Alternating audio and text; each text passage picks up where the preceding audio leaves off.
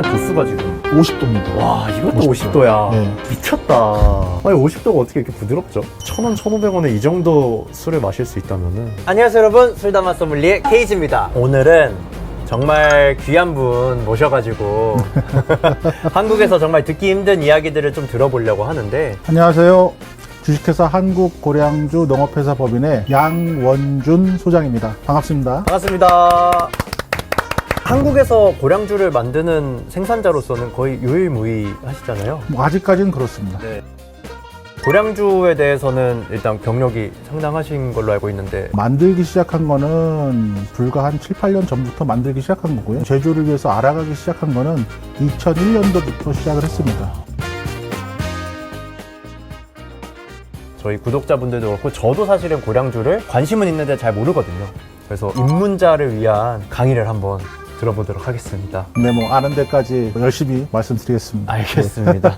고량주라고도 부르고 뭐 바이주, 빼갈이라고 네. 그런 용어도 들어본 것 같고, 이게 좀 정확하게 어떤 차이가 있는 건가요, 용어마다? 고량이라는 말 자체가 수수를 네. 중국어로 했을 때 까올량이라고 해서 고량주라고 하고요. 나머지 백주, 바이주, 빼갈 이런 것들은 네. 증류주를 그냥 통칭한다고 보시면 됩니다. 아, 바이주라는 개념이 더 큰 개념이고, 맞습니다. 그 예, 안에 예. 고량주가 들어가는 거군요. 네네네. 실제로 중국 내에서는 고량주라는 말이 그렇게 흔히 쓰이진 않습니다. 아... 그들도 고량주라고 하면은 고량이 많이 들어갔다라는 걸 의미하는데, 네네. 부재료를 제외하고 수수만 넣었다라고 가정했을 때 네네. 그런 술은 아마 상위 1% 정도밖에 없을 거예요. 아, 나머지는 정말요? 알코올을 빼기 위해서 보통 옥수수를 어... 많이 쓰죠. 이게 사실은 저희가 중국집 뭐 양다리 같은 거 먹으러 가면 보통 시켜 먹는 이제 연태고량주라고 하잖아요. 이런 술들도 고량주에 속하진 않는 건가요? 원재료의 비율을 사실 딱 정량해서 나눠놓지 않았기 때문에 몇 프로가 들어가야 고량주다? 이런 거는 사실 정량하기 힘들어요. 그러면은 중국 술들을 대체로 고량주라고 부르는데 바이주라고 부르는 게 좀 더 정확한 맞습니다. 표현이겠네요. 마오타이도 마오타이라고 부르지 고량주라고 부르지 않거든요. 네네네. 그래서 우리가 중국집에서 쉽게 볼 수 있는 북경 고량주, 대만에서 나오는 금문 고량주, 이렇게 네이밍에 고량주가 들어간 거 외에는 네. 그냥 바이주로 통칭하는 것이 서로 편하긴 합니다. 우리나라에서 연태고량 이 술은 왜 이렇게 유명해지게 된 건가요? 1990년대 초반 정도 되는 것 같아요. 네네. 그때쯤에 쉽게 보는 그 녹색병 있습니다. 북경 고량주나 뭐 이런 고량주 약간 좀 저가죠. 저가고, 그리고 아예 높은 급으로 가서 마오타이나 오량액이나 그런 술들이 있었어요. 그런데 그 급의 술을 먹거나 아니면 아예 저급의 술을 먹으려니까 좀 애중간한 상황이 돼버린 거예요. 그때 한국 사람들이 좋아하는 기호를 반영을 해서 적당한 가격과 적당한 도수 34도의 연태고량주가 나온 거죠. 공격적인 마케팅을 하면서 네네. 시장 장악을 빠르게 했죠. 그게 지금까지 연태고량주 유행을 만들었지 않았나 이렇게 생각합니다. 중국에서는 또 그렇게 유명한 술은 아니라고 하더라고요. 중국 현지에서는 사실 이 향이 잘 먹히는 향은 아니에요. 아, 정말요? 네네네. 향형에 대해서도 한번 이따가 얘기를 드려야 되는데 굉장히 또 궁금해집니다. 현재 중국에서는 바이주가 규모나 뭐 개수나 이런 게 몇 개 정도 되나요? 양조장의 개수가 보통 한 3만여 개 정도 된다고 하고요. 3만 곳. 비등록은 그거보다 많다고 하니까 네네. 몇 개 있는지는 저도 모르겠습니다. 와. 제가 산골짜기까지 찾아간 그런 양조장들은 앞으로도 등록을 안 할 거고 아직도 등록 안 한 그런 양조장들이 많아서 양조장 개수는 뭐 별 의미가 없는 것 같아요. 뭐 시가총액 1위가 마오타이고 네네. 10위 안에 드는 주류 회사들이 많이 있는 거 보면은 1, 2조 단위는 아닌 것 같습니다. 예. 제가 소비자로서 경험했을 때 대충 한 10종에서 20종 정도를 찾을 수 있는 것 같아요. 지금 마트에서 팔고 있는 술은 더 숫자가 적잖아요. 네네. 뭐 대림동이나 뭐 안산의 원곡동이나 이런 데 가면은 그래도 좀 라인업이 잘 돼 있는데 그래 봐야 뭐 한 100여 종? 이 정도 있는 것 같습니다. 고량주라는 이 술의 특징에 대해서 한번. 향 피크가 굉장히 독특합니다. 고체 발효라는 그런 기법을 써서 네네네. 술을 만드는데요.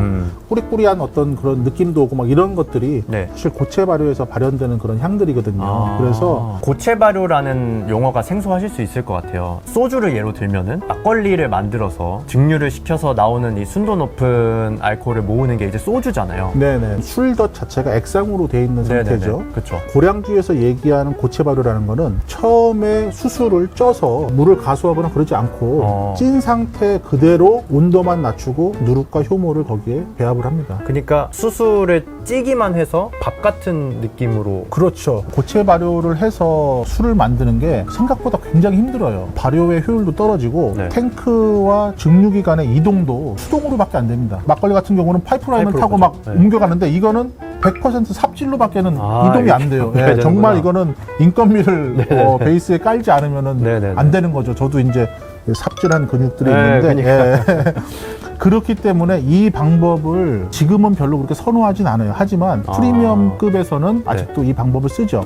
그 밑에 급들은 고체 발효와 액상 발효를 섞어서 한다던가 증류 효율과 상업성을 맞추기 위해서 많이 좀 변화하고 있습니다. 이게 저희가 직접 재배하는 매수수인데요. 네네. 얘를 고체 발효를 하면은 이렇게 되는 겁니다.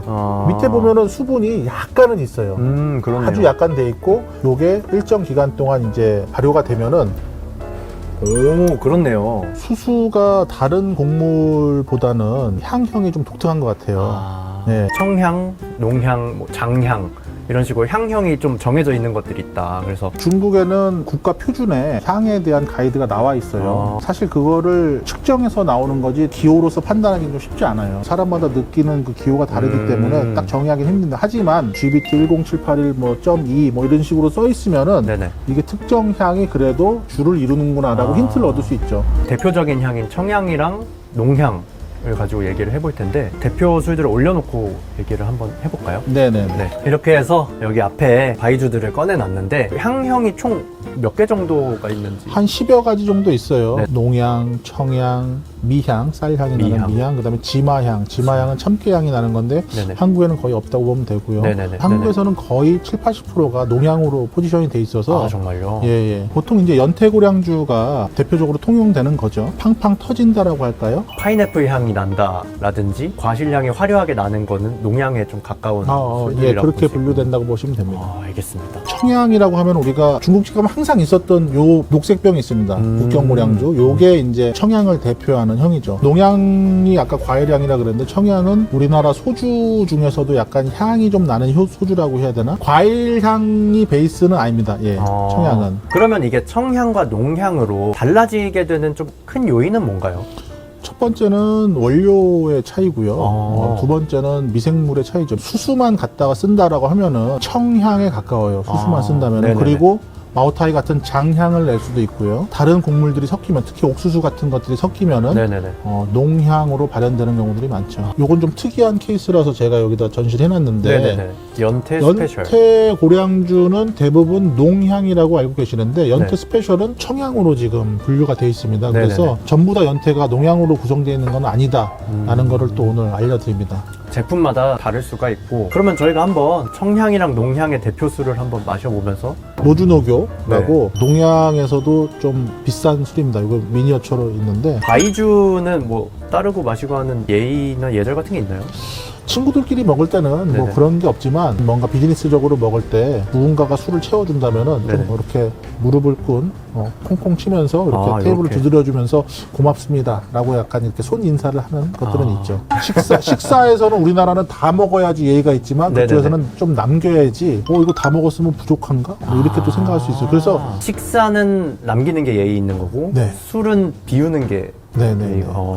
좋습니다. 이게 지금 농향으로 네, 유명한 농양의 대표 주자 노주노교. 노주노교가 중국 내에서는 굉장히 좀 급이 있는 아, 그런 정말요? 술입니다. GBT 1078 1.1이라고 돼 있습니다. 그게 아, 이제 네네. 농양을 대표하는 그런 코드인데, 이거는 나라에서 인증을 받은 거고요. 네 맞습니다. 얘를 보면은 그 코드가 있으면서 뒤에 1급이라고 써 있어요. 1급.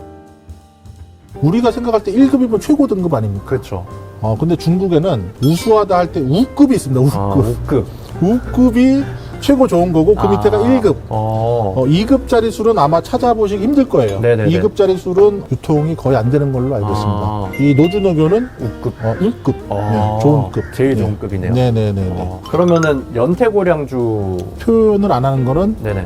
우급은 아니다. 아, 그렇네. 우급이면 당연히 자랑하려고 그쵸. 썼을 텐데 네. 전 추정해 보는 겁니다. 그쵸. 추정. 예, 제가 만약에 제조자면은 그렇죠. 제가 우급이면 저 같은 우급 쓸 것 같은데. 그렇죠. 뭐 잉크가 아까워서 아니니까. 그러니까요. 뭐.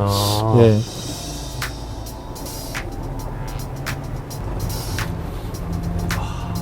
확실히 고량주라고 했을 때 딱 떠오르는 달콤한 파인애플 향 확 올라오는 것 같고 끝에도 여운이 좀 많이 남으면서 네네네. 농양이 확 들어오기보다는 한 템포 좀 이렇게 쉬었다 가는 약간 좀 특이한 술인 것 같아요. 초반에 나오는 게 아니라 그 다음 타임에 이제 혹 들어오는. 그리고 확실히 목 넘김 같은 것도 도수에 비해서 굉장히 부드러운 편인 것 같고 네, 52도입니다. 52도 이 정도면 잘 뽑은 거죠. 진짜 부드럽네요. 지배적인 거는 확실히 과일 향이 처음부터 끝까지 남는 것 같은데 또 목을 넘기고 나서는 고소한 느낌도 살짝 있는데 뭐 이게 강한 것 같진 않고요. 기본적으로는 목을 다 넘기고 이 목 안에 약간 화한 느낌이 남는 것 같아요. 네네. 연태 고량주 연장선상에 있다고 보면 약간은 어울릴 것 같아요. 좀 이따가 청향을 드셔보시겠지만 청향에서는 사실 연태고량주의 그런 프루츠 향을 느낄 수가 없거든요. 아, 저는. 네네. 그러면 한번 청향을 좀 비교해서 네, 한번 잔을 해보세요. 바꿔서 네네네. 청향으로 북경 고량주를 서울 고량주 잔에 따라서 먹고 있습니다 지금. 북경과 서울을 같은- 동시에 느낄 수 있는. 예. 같은 수도네요. 수도에서 지금 네. 짠. 예. 오. 아까 농양 고량주와는 눈 감고도 무조건 할 수 있네요. 예, 무조건 할 수 있습니다. 이건 진짜 술을 잘 모르는 네, 사람도 네. 맞자마자. 네. 그리고 제가 느끼기에는 우리나라 소주에 좀 더 가까운 게 청향인 것 같아요. 네네네. 농향은 좀 더 화려하고 좀 강렬하다라고 하면은 청향에서 오는 향은 조금 더 일관돼. 약간 정직하다고 해야 네, 될까요? 좀- 직구 느낌이 좀 네네네. 있죠. 직구. 대만의 금문고량주 같은 경우가 이제 대표적인 청양고량주인데 네. 청양고량주의 그 갖고 있는 그 캐릭터를 아주 잘 살린 고량주죠. 이름이 청향이라 그런지 확실히 좀 깔끔하게 딱 떨어지는 느낌이 있긴 그렇죠. 있는 것 같아요. 예, 간결하게 딱 떨어진다라는 그런 느낌은 있어요. 확실히. 요거는 도수가 지금 50도입니다. 와 이것도 50도. 50도야. 예. 미쳤다. 아니 50도가 어떻게 이렇게 부드럽죠? 이게 마트에서 아마 1,000원, 1,500원 언저리에서 아마 구매할 수 있을 거예요. 예. 아니 어떻게 만드는 거지? 1,000원, 1,500원에 이 정도 술을 마실 수 있다면은 바이주의 세상은 애주가들이 진짜 너무나 좋아할 수밖에 없는 영역인 것 같아요. 술 많이 안 드셔보신 분이면은 청향이랑 우리나라 소주랑 좀 이렇게 섞어놓고 마시면은 좀 독특한 소주네라고 할 것 같아요. 네네. 근데 농향 같은 경우는 확실히 야 이거는 중국 캐릭터가, 술이네. 예, 캐릭터가 확실합니다. 예. 우리나라에 농향이 유독 많은 이유는 뭔가요? 한국인들이 좋아하는 향형에 들어가는 것 같아요. 과실향이나 이런 것들이 안주를 삼아서 먹기에는 술이 네네. 단맛이나 이런 것들과 어울리는 거는 농향이 좀 어울림이 좀 좋을 수 있는데 씻어내린다라는 그런 개념에서는 돌직구가 좀 잘 맞긴 하죠. 위연 같은 경우는 물 빼고는 다 수수로만 만든 거라 돌직구가 나올 수밖에 없는 제법입니다. 다른 게 아무것도 지금 들어가는 게 그렇네요. 아니라. 예. 아까 설명해 주셨을 때도 수수로만 하면 보통 청향이나 장향으로 네, 나뉘는 네, 네, 거니까. 그렇네요. 와, 아니 혀에서 마르는데요. 한번 드셔보시면 되게 재밌는 것 같아요. 실제로 제가 서울 고량주 레드는 즐겨 마셨던 술인데 확실히 마셨을 때 고량주 느낌의 농향이라고 한다면은 좀 더 깔끔하게 딱 떨어지는 청향으로. 쓰임이 다른 것 같아요. 그리고 취향에 따라서 다른 거고. 그래서 저는 입문하실 때 네네. 농양의 한 종류와 청양의 한 종류를 같이 놓고 그런 미니 잔으로 하나씩 이렇게 드셔보시면은 네네네. 아, 내 취향이 이쪽이구나. 나는 좀 청양이랑 많이 맞는데? 그럼 이제 청양 쪽을 이제 좀 더 알아가시는 거죠. 네네네. 그쪽을 알아가시는 거죠. 그렇게 해서 자기에게 맞는 그런 술을 찾아가는 거는 또 아주 큰 재미인 것 같아요. 네. 맞습니다. 꼭 우리가 뭐 비싼 고량주뿐만 아니라 네네. 1,000원, 2,000원대부터 시작해서 네네. 뭐 여러 종류가 있으니까 그런 부분들 찾아가는 재미 많이 있습니다. 특히나 인터넷에 그런 자료들이 별로 없어요. 그니까요. 예, 그래서 보물찾기나 뭐 그런 자기 취향 찾기가 더 의미가 있는 것 같아요. 그러면은 좀 마지막으로 그래도 한국에서 구할 수 있는 종류로서 이런 것들 먼저 입문하실 때 드셔보시면 좋겠다는 거 좀 대표적으로 좀 소개해 주실 수 있어요? 너무 고가의 술을 처음부터 이렇게 찾으시는 거는 좀 그쵸. 권해드리지 않아요. 그쵸, 그래서 대형마트를 가시면은 중국술 코너가 있습니다. 거기에 10,000원 안팎으로 픽하셔갖고 한번 드셔보시면 될 것 같아요. 특정 브랜드를 제가 추천드리기보다는 네네네. 가격 선대를 10,000원에서 20,000원 정도면은 훌륭한 술을 만나실 수 있습니다. 오. 거기서부터 입문을 하고 좀 더 알아가야지 이런 거 괜찮은 것 같습니다. 하긴 확실히 우리나라로 들어왔다는 것부터가 일단은 퀄리티가 조금 어느 정도는 입증됐다는 뜻이에요. 여러 필터링을 통해서 들어온 거라서 네네. 단순히 고량주를 사는 행위뿐만 아니라 고량주가 어떤 술인지 좀 알고 보물찾기 하는 그런 재미를 좀 많이 느껴보셨으면 좋겠습니다. 네, 지금까지 고생해주신 소장님께 박수 한번 보내드리면서 아유, 감사합니다. 네, 저희는 이렇게 마무리해 보도록 하겠습니다. 저희는 다음 주에 더 재밌는 영상으로 찾아오겠습니다. 감사합니다. 끝!